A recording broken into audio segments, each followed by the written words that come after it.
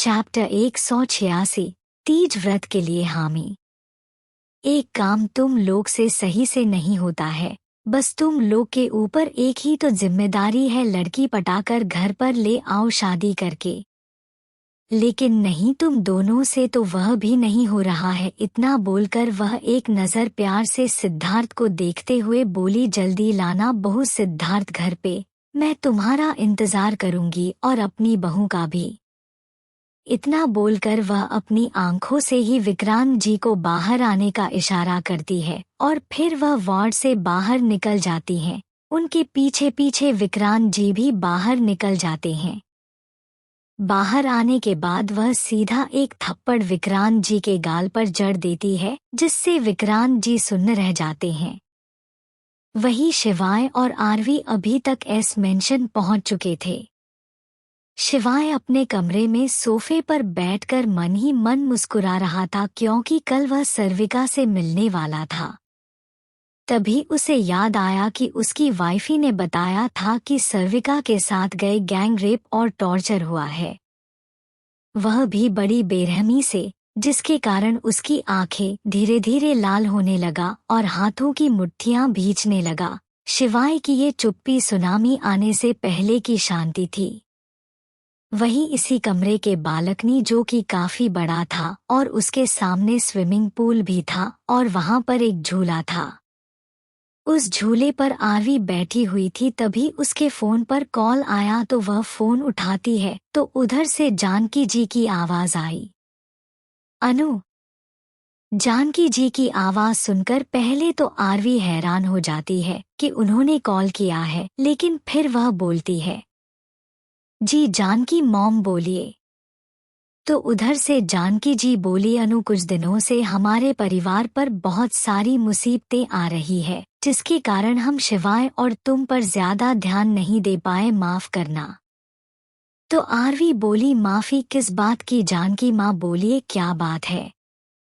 तो जानकी जी बोली, मैं चाहती हूँ कि आप इस बार का हरितालिका व्रत यानी कि तीज उठा ले, क्योंकि तीज नए नए जोड़े ही करते हैं। तो आरवी बोली, जानकी माँ आप जानती है ना, मुझसे भूख बर्दाश्त नहीं होती, इसलिए मुझसे यह तीज व्रत नहीं होगा। तो जानकी जी बोली, कोई बात नहीं बेटा, मैंने सोचा राधिका निकेश के लिए तीज कर रही है तो आपको भी बता दूं, क्योंकि आपका और शिवाय का नया शादी हुआ है और यह तीज पति पत्नी के बीच के रिश्तों को मजबूत बनाने के लिए किया जाता है। और परंपरा यह भी है कि इस व्रत को पति की लंबी उम्र के लिए पत्नी करती है। इतना बोलकर जानकी जी फोन काटने ही वाली होती है, तभी आरवी बोली, आपने क्या बोला जानकी माँ के कि ये व्रत हस्बैंड के लिए किया जाता है? तो जानकी जी बोली, हाँ बिल्कुल। तो आरवी अपनी आंखों में चमक लिए हुए बोली, ठीक है, मैं भी करूंगी तीज। वहीं उसकी बात पर जानकी जी हैरान हो जाती है, क्योंकि अभी तो अनु ने उसे मना किया था तीज व्रत करने के लिए और अभी मान गई, लेकिन फिर वह भी खुश होते हुए बोली, ठीक है बेटा, तो आप दोनों ओबेरॉय मेंशन आ जाना तीज त्योहार के लिए। तो आरवी बोली, लेकिन मॉम तीज व्रत है कब? तो जानकी जी बोली, यही 1-2 हफ्ता के अंदर आएगा। तो आरवी ओके जानकी मॉम बोलकर फोन काट देती है। फोन काटने के बाद वह झूले के सीकर को दोनों हाथ से पकड़कर कुछ सोचने लगती है। इस वक्त उसके चेहरे पर एक प्यारी मुस्कान थी।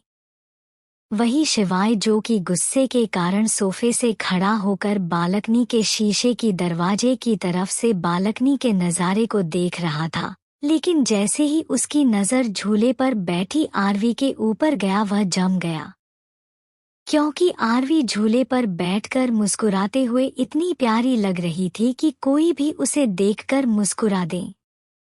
इस वक्त उसके बाल भी खुले थे और वह हमेशा की तरह शॉर्ट्स और टी-शर्ट में ही थी। जब शिवाय आरवी को देखता है तो धीरे धीरे अपने आप ही उसके हाथों की मुट्ठी खोलने लगी और उसका आंख भी नॉर्मल होने लगा। और फिर वह बहुत ही गहराई से आरवी को देखने लगा, धीरे धीरे पता नहीं उसके कदम अपने आप ही बालकनी के डोर को खोलकर आरवी की ओर बढ़ने लगे।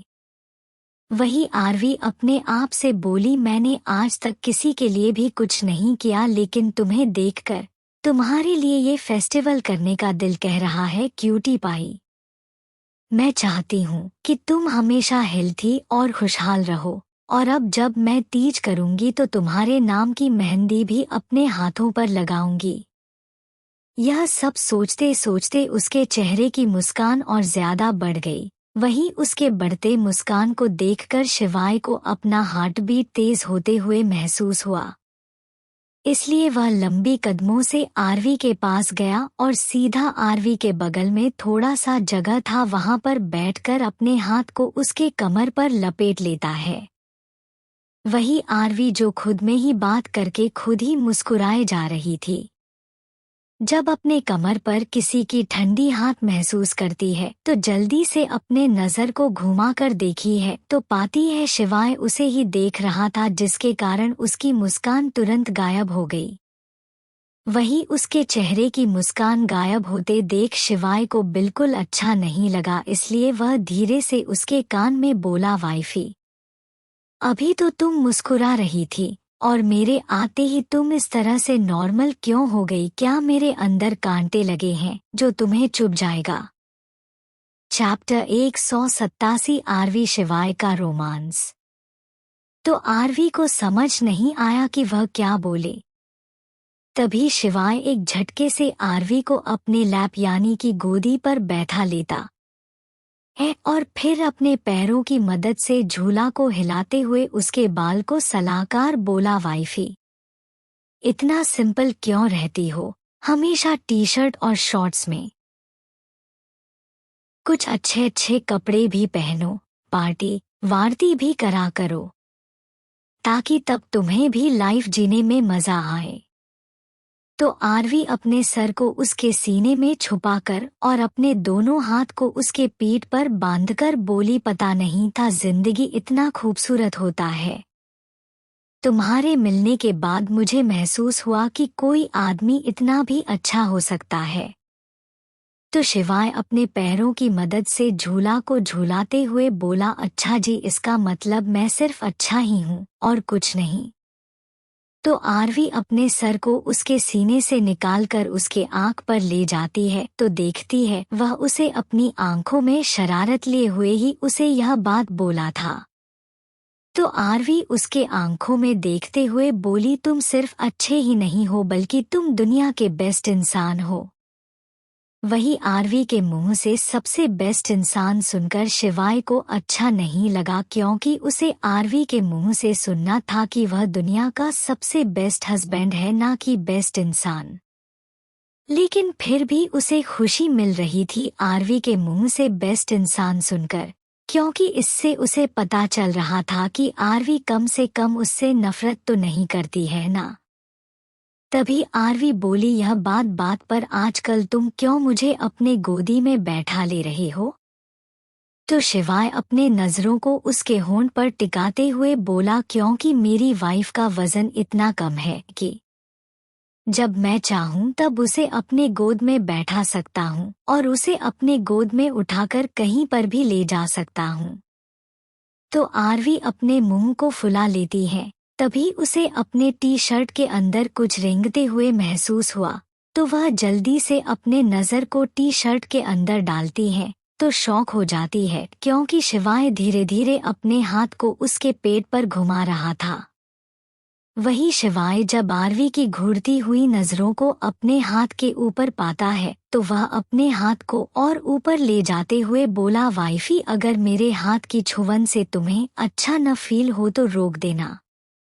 तभी आरवी की आंखें बाहर आने को हो गई, क्योंकि शिवाय अपने हाथ को उसके चेस्ट पर ले जाकर धीरे से उसके इनर के ऊपर रख देता है। तभी आरवी की हल्की सिसकी निकल जाती है, क्योंकि शिवाय धीरे से उसके सीने को प्रेस कर देता है। वही उसकी सुनकर शिवाय तुरंत अपने हाथ से उसके चेस्ट को सहलाते हुए बोला, सॉरी वाइफी, गलती से हो गया, मैं होश में ही नहीं था कि मैं क्या कर रहा हूँ। वहीं उसकी सॉरी आरवी को अच्छी नहीं लग रही थी, क्योंकि उसे शिवाय का टच बिल्कुल गंदा नहीं लग रहा था, बल्कि उसे अपने अंदर एक सुकून महसूस हो रहा था जो शायद ही किसी और से उसे होता था। तभी शिवाय अपने हाथ को उसके पीठ पर ले जाकर उसके पीठ पर अपने उंगलियों से लिखता है, सॉरी वाइफी, मैंने जान से उसे नहीं दबाया। वही अपने टी शर्ट के अंदर अपने पीठ पर शिवाय की उंगलियों को महसूस करके आरवी कांप गई, क्योंकि उसे अपने अंदर कुछ हलचल सा महसूस होने लगा। तो वो तुरंत शिवाय को देखती हैं, जो उसे ही अपनी मदहोशी भरी नजरों से देख रहा था। तो वह तुरंत अपने होंठ को उसके होंठ पर रखकर चूमने लगी। वही उसे खुद को चूमता देख शिवाय भी अपने हाथ के मूवमेंट को उसके पीठ पर रोक देता है और फिर उसे महसूस करने लगता है। लगभग 5 मिनट बाद आरवी लंबी लंबे सांस लेते हुए बोली, चलो स्विमिंग पूल में पैर लटका कर बैठते हैं। आरवी की फरमाइश पर शिवाय उसे अपने गोद में उठाए हुए ही झूले से खड़ा होता है और जाकर स्विमिंग पूल में पैर लटका कर बैठ जाता है और अपने बगल में अपनी छोटी वाइफी को बैठाता है। वही जब आरवी अपने घुटने तक पानी महसूस करती है तो उसे राहत मिलता है, क्योंकि शिवाय के करीबी के कारण उसे अपने अंदर गर्मी महसूस होने लगा था। वही शिवाय जो कि अभी लोअर और शर्ट में था, वो अपने शर्ट के 3 बटन को खोल लेता है और लंबी लंबी सांस लेने लगता है, क्योंकि उसका हाल तो आरवी से भी खराब हो गया था। आरवी को तो सिर्फ गर्मी ही महसूस हो रहा था, लेकिन शिवाय को अपने अंदर गर्मी के साथ साथ उसे अपने अंदर आरवी की महक भी महसूस हो रही थी, जिसके कारण वह धीरे धीरे अपना कंट्रोल लूज करने वाला था। इसलिए आरवी के कहते ही वह जल्दी से उसकी बात मानकर स्विमिंग पूल में पैर रखकर बैठ गया, ताकि उसकी गर्मी और मदहोशी दोनों कम हो जाए। तभी एक झटके से आरवी पानी में कूद जाती है। उसके कूदते ही शिवाय आंखें फाड़कर आरवी को देखने लगा, जो कि पानी के गहराई के अंदर तैर रही थी और चिल्ला रही थी, क्यूटी पाई तुम भी आओ, बहुत मजा आएगा। वही शिवाय तो सिर्फ आरवी को देखे जा रहा था। तभी उसके चेहरे पर पानी की छींटें आकर गिरा, क्योंकि आरवी अपने हाथों से उसके ऊपर पानी की छींटें फेंक रही थी। तो वह होश में आया और आरवी को देखा, जो उसे स्विमिंग पूल के अंदर बुला रही थी। तो वह अपना सरनामे हिलाकर बोला, नहीं नहीं वाइफी, मैं नहीं आने वाला, क्योंकि मैं अभी शॉवर लेकर आया हूँ और अभी मैं भीगना नहीं चाहता।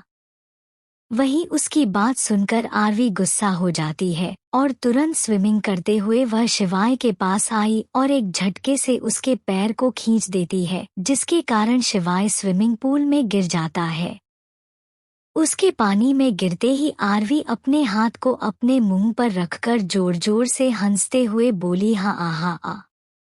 यू कटी पाई, तुम्हें क्या लगा तुम मेरी बात नहीं मानोगे तो मैं छोड़ दूंगी? बिल्कुल नहीं। देखो मैं अब तुम्हारे साथ क्या करती हूँ। इतना बोलकर वह भी पानी के अंदर घुस जाती है। वही शिवाय जो कि नीचे पानी के अंदर से स्विम करके ऊपर की ओर उठ रहा था, वैसे ही आरवी अंदर जाकर अपने दोनों पैरों को उसके कमर पर लपेट लेती है और फिर अपने दोनों हाथ को उसके गले में डालकर उसके आंखों में देखने लगी। वही उसकी इस हरकत पर शिवाय एकदम सा हैरान हो गया, क्योंकि उसे बिल्कुल नहीं विश्वास हो रहा था कि उसकी बीवी इस तरह से कर सकती है। लेकिन जैसे ही उसके मुंह के अंदर पानी गया, वह खुद को ऊपर धकेलने की कोशिश करता, लेकिन अब उसे अपने साथ साथ आरवी के भार को भी ऊपर की तरफ धकेलना पड़ रहा था, जिसके कारण वह धीमे धीमे ऊपर की ओर स्विम कर पा रहा था। वही आरवी जो कि सिर्फ शिवाय को मजा चखाने के लिए पानी के अंदर आई थी, अब उसे अपने नाक के अंदर पानी महसूस होने लगा, जिसकी वजह से उसकी सांस उखड़ने लगे। लेकिन फिर भी वह अपनी जिद पर अड़ी रही और उसके कमर पर से अपने दोनों पैर को नहीं हटाया। लगभग 10 मिनट के मेहनत के बाद शिवाय ऊपर आया और साथ में आरवी भी। अभी भी उन दोनों का आधा शरीर पानी के अंदर था, लेकिन उन दोनों का फेस अब पानी के बाहर था। पानी के ऊपर आते ही आरवी जोर जोर से खांसने लगी। वही शिवाय कस के अपने हाथ को उसके कमर पर लपेटकर लंबी लंबी सांस खींचने लगा। थोड़ी देर बाद वह आरवी पर चिल्लाते हुए बोला, आर यू मैड? तुमने ये क्या किया? अगर पानी के अंदर तुम्हें कुछ हो जाता है तो मेरा क्या होता? वही उसे अपने ऊपर चिल्लाता देख आरवी के आंखों में नमी आ गया, क्योंकि शिवाय कभी उसे नहीं डांटता था, चाहे उसने कितनी बड़ी भी गलती कर दी हो। वही उसके आंखों में नमी देखकर शिवाय का हाथ आरवी के कमर पर कस गए और वो तुरंत आरवी के सर को अपने सीने पर रखकर अपने एक हाथ को उसके पीठ पर फिराते हुए बोला, शश सॉरी वाइफी, मुझे इतना गुस्सा नहीं करना चाहिए था और तुमने कोई गलती नहीं किया और तुम बिल्कुल पागल नहीं हो। You are my little and cute wifey, बल्कि I am your foolish husband. वही शिवाय के इस तरह मानने से आरवी बहुत ज्यादा खुश हो गई, क्योंकि एक यही बंदा था जो उसे हमेशा मनाता रहता है, उसकी हर बात सुनता रहता है, और आज इसके थोड़ा सा ही गुस्से के कारण उसकी आंखों में नमी आ गई, क्योंकि वह थोड़े ही वक्त में शिवाय से अटैच हो गई थी और वह कस के अपने सर को शिवाय के सीने पर रखकर आंखें बंद कर लेती है।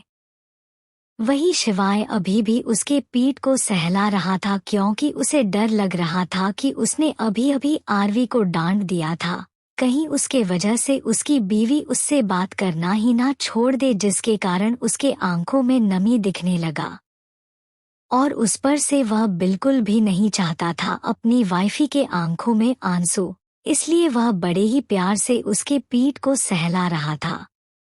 चैप्टर 188 अंजलि जी का गुस्सा। शिवाय उसके पीठ को किसी छोटे बच्चों की तरह सहला रहा था, जिससे के कारण आरवी उसके सीने पर सर रखकर ही सो गई। थोड़ी देर बाद भी जब शिवाय को अपने कानों में आरवी की आवाज नहीं गई, तो वह अपनी नजरों को आरवी के फेस के ऊपर डालता है तो अपना सिरना में हिला देता है, क्योंकि उसकी वाइफ उसके सीने पर ही सर रखकर सो चुकी थी। लेकिन अभी भी उसका दोनों हाथ शिवाय के गले में लपेटा हुआ था और यहाँ तक कि उसके दोनों पर उसके कमर में। तभी एकदम से शिवाय का ध्यान आरवी के टी शर्ट के ऊपर गया है, जो कि पानी के भीगने की वजह से ट्रांसपेरेंट हो चुका था और उसके टी शर्ट पर से भी उसके अंदर के चीज को देखा जा सकता था। इसलिए वह तुरंत अपनी नजरों को फेरकर धीरे से एक हाथ से आरवी के दोनों पैर को अपने कमर से निकालता है, फिर अपने दोनों हाथ से उसे अपने गोद में उठाकर स्विमिंग पूल से निकल जाता है। स्विमिंग पूल से निकलते ही वह लंबी लंबी कदमों से अपने कमरे की ओर बढ़ा, क्योंकि उसके अंदर कुछ चल रहा था। वह जैसे ही कमरे में आया आरवी को सीधा बेड पर लेटाता है और जल्दी से टेलीफोन फोन पर कॉल किया तो उधर से आवाज आई, यस बॉस। तो शिवाय अपने कड़क आवाज में बोला, बालकनी एरिया के सीसीटीवी फुटेज को अभी के अभी आज के फुटेज को पूरा डिलीट करो और अभी मॉनिटर पर कौन बैठा था। तो उधर से वह बॉडीगार्ड बोला, I am sorry sir, but अभी आपके बालकनी का मॉनिटर के लिए कोई नहीं बैठा हुआ था, क्योंकि आपके बालकनी में कोई जाता ही नहीं है, इसलिए हम लोग सिर्फ सीसीटीवी चालू करके छोड़ देते हैं। वही उसकी इतनी लापरवाही भरी बात सुनकर शिवाय को बहुत गुस्सा आता, लेकिन अभी बिल्कुल नहीं आया, क्योंकि अभी उसकी वाइफ स्विमिंग पूल में ट्रांसपेरेंट ड्रेस में थी। इसलिए वह अपने कड़क आवाज में बोला, मेरे बालकनी एरिया से लेकर स्विमिंग पूल तक सारे फुटेज डिलीट हो जाना चाहिए, और वह भी किसी फीमेल स्टाफ के द्वारा, और अगर गलती से भी किसी मेल स्टाफ ने फुटेज देख लिया तो आंखें फोड़ दूंगा। इतना बोलकर वह फोन काट देता है और फिर अपने मासूम बीवी, जो कि सिर्फ कहने के लिए थी, उसे देखता है। जो बेड पर दुनिया जहान के प्रॉब्लम को छोड़कर आराम से सोई हुई थी। इतना बोलकर वह फोन काट देता है और फिर अपने मासूम बीवी जो कि सिर्फ कहने के लिए थी उसे देखता है, जो बेड पर दुनिया जहान के प्रॉब्लम को छोड़कर आराम से सोई हुई थी। तभी उसका ध्यान फिर से आरवी के भीगा हुआ टी शर्ट के अंदर झांकता हुआ उसके कमर पर गया तो उसकी नजरें वहीं पर ठहर गई।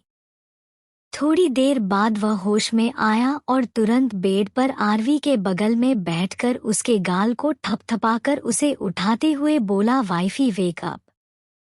तुमने ड्रेस नहीं चेंज किया है और तुम अभी गीली हो।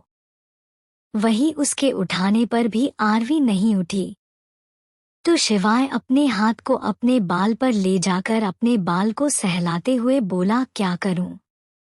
इसका ड्रेस पूरा भीगा हुआ है, अगर नहीं बदला जाएगा तो यह बीमार पड़ जाएगी।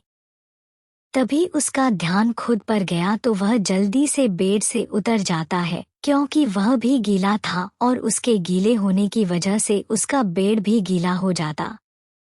बेड से उतरने के बाद वह इधर उधर टहलते हुए बोला, क्या करूं? खुद चेंज कर दूं?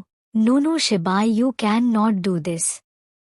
नहीं शिवाय, तू उसके कपड़े को नहीं बदल सकता क्योंकि उसने तुझे वह हक नहीं दिया है। और फिर वह खुद के ही बोल को नोचने लगता है क्योंकि उसे समझ में नहीं आ रहा था कि वह अभी क्या करे। तभी उसका ध्यान फर्श पर गया, जहां पर पानी टपक रहा था। वह जल्दी से क्लोजेट में गया और एक टॉवेल निकाल कर लाया और जल्दी से कमरे में ही अपने कपड़े को चेंज करके कमर पर टॉवेल लपेट लेता है और फिर आरवी की तरफ देखता है जो कि धीरे धीरे सिकुड़ रही थी। तो वह तुरंत ऐसी को देखता है जो कि सबसे कम पर था। इसलिए वह बिना वक्त गवाए कमरे से बाहर निकलकर किसी लेडीज को देखता है तो उसे आसपास कोई भी इंसान नहीं दिखा तो वह खुद से ही बोला, शिवाय तू एक मेड को तो रख ही सकता है न अपने विला में। लेकिन नहीं, जब से तेरी बीवी आई है तब से तुम्हारा दिमाग ही सटक गया है और सारे सर्वेंट को इस विला से शिफ्ट कर दिया है। इतना बोलकर वह गुस्से में अपनी मुठिया को बंद करके फिर से कमरे के अंदर गया तो देखा अब आरवी अपने दोनों पैरों और हाथ को सिकुड़ कर सोई हुई थी। उसे इस तरह देखकर शिवाय को बिल्कुल अच्छा नहीं लगा और वह सीधा आरवी के पास गया और दूसरे टॉवेल से उसके बाल को पोंछने लगता है। बाल को पोंछने के बाद वह टॉवेल टेबल पर रखकर जल्दी से चादर उठाकर आरवी के ऊपर डाल देता है और फिर धीरे से अपने हाथ को चादर के अंदर डालता है। फिर कमरे का लाइट बंद करता है और धीरे धीरे अपने हाथ से आरवी के कपड़े को निकालने लगा। उसे ऐसा करते वक्त उसके माथा से पसीना छूटने लगा था क्योंकि उसका हाथ है आरवी के बॉडी पार्ट्स को छू रहे थे जिसके कारण उसकी हालत खराब हो रही थी। लगभग आधे घंटे बाद शिवाय बेड से उठता है और फिर अपनी नजरों को आरवी के ऊपर करता है जो कि पूरी तरह से चादर में लिपटी हुई थी और फिर अपने नजरों को फर्श के ऊपर डालता है जहां पर आरवी के कपड़े बिखरे पड़े थे। उन सारे कपड़ों को देखकर शिवाय लंबी सांस छोड़कर बेड पर बैठकर अपने दोनों हाथ को खुद से रगड़ने लगा क्योंकि उसे नहीं पता था कि जब उसकी वाइफ होश में आएगी तो उसके साथ क्या करेगी और कैसा रिएक्ट करेगी। थोड़ी देर तक अपने हाथ को रगड़कर वह वहीं पर लेट गया और ठंड में भीगने की वजह से उसकी भी आंखें लग गई। थोड़ी देर तक अपने हाथ को रगड़कर वह वहीं पर लेट गया और ठंड में भीगने की वजह से उसकी भी आंखें लग गई। चैप्टर 188। दूसरी तरफ पीके हॉस्पिटल। सिद्धार्थ के वार्ड के बाहर निकलने के बाद अंजलि जी एक थप्पड़ विक्रांत जी के गाल पर जड़ती है जिससे विक्रांत जी का गाल झुक जाता है और फिर जब वह अपनी नजरों को उठाकर अंजलि जी को देखते हैं तो हैरान रह जाते हैं क्योंकि उनके आंख में आंसू था और हाथ थरथरा रहे थे। उन्हें इस तरह देखकर वह कस के अपने दोनों हाथ से उनके हाथ को पकड़ते हुए बोले, क्या हुआ अंजलि जी, आप रो क्यों रही हैं? और आपका हाथ इतना थरथरा क्यों रहा है? तो अंजलि जी अपने हाथ को विक्रांत जी के हाथ से छुड़वाकर बोली, कुछ नहीं। इतना बोलकर वह जाने को होती है, तभी विक्रांत जी उनके हाथ को खींचकर उनके पीठ को अपने सीने से सताते हुए बोले, मैंने पूछा आपकी आंखों में आंसू क्यों है? फिर भी अंजलि जी कुछ नहीं बोली। तो इस बार विक्रांत जी बोले, आपको मेरी कसम। तो अंजलि जी खुद को उनसे छुड़ाकर उनके सीने पर अपने हाथ से मारते हुए बोली, तुम्हें गोली लगी और तुमने मुझे बताया तक नहीं, अगर तुम्हें कुछ हो जाता तो। वहीं उनकी बात सुनकर विक्रांत जी कस के अपनी आंखें बंद कर लेते हैं, क्योंकि वह जान चुके थे कि उनकी बीवी को उनके गोली लगने की बात मालूम पड़ चुकी है। तभी अंजलि जी फिर से अपनी रुआनी आवाज में बोली, हम इसका मतलब बात सच है, तुमने मुझसे इतनी बड़ी बात छुपाई? इतना बोलकर वह जाने को होती है। तभी विक्रांत जी कस के उन्हें पकड़कर उनके सर को अपने सीने पर रखकर अपने हाथ से उनके पीठ को सहलाते हुए बोले, सॉरी, गलती हो गया, बता देना चाहिए था, माफ कर दीजिए। तो अंजलि जी कुछ नहीं बोली। तो विक्रांत जी अपने हाथ को उनके कमर पर चलाते हुए बोले, आई मिस यू अंजलि जी। सही में मैंने आपको बहुत मिस किया, मुझे आपकी लत लग चुकी है। जब भी मैं आपको अपने सामने नहीं देखता हूँ तो मेरा दिल बेचैन हो जाता है।